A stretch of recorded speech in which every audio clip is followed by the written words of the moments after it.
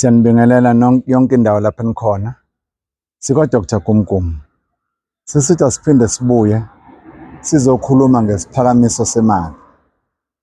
Siyini isiphakamiso semali? Isiphakamiso semali sisuke sikhuluma ngamakhambi esikwazi ukusiza ngawo la ekhaya. Kodwa masisiza ngawo lawo makhambi kuye kudingeke imvu ukuze sikwazi ukulungisa izinto zakho. Kodwa-ke kuba nama-level ukuthi wena ufisa ukuthi siqondisele izinto zakho ngayiphi indlela noma sikulungisele izinto zakho ngayiphi indlela.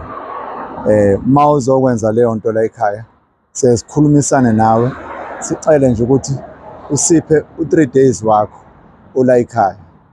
Kulowo 3 days sizobe sikwazi ukukusebenza, sikwazi ukukuklina, sisuse zonke izinto kuwena, amabhadi namathunzi, ukuze sikwazi ukuthi ekugcineni kosuku siyenze leyo nto ezobe leyo nkonzo leyo eyenziwa ngesikabhu la ekhaya, eyayenza izinto zomuntu ukuthi zikwazi ukugijima, zikwazi ukuvuleka, zikwazi ukusebenza.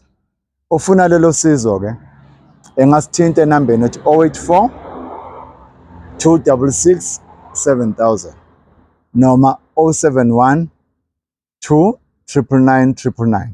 Lezo namba zino-WhatsApp zombili, siyatholakala kuzona nanoma yisiphi isikhathi.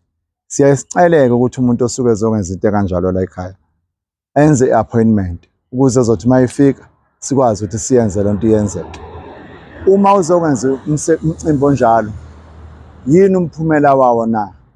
Ke izinto zakho yiqondane, kuvuleka iy'nhlanhla, kuvuleka insebenzo, kuvuleka okwenzayo, kuvuleka isithunywa, kuvuleke noma iziphi izinto umuntu nomuntu asuke eqondanisa kuzona noma efuna ukuthi zivuleke noma efisa ukuzenza ngalawo mandla azobe sewatholile ala ekhaya angenabo ubungozi kuleso simo.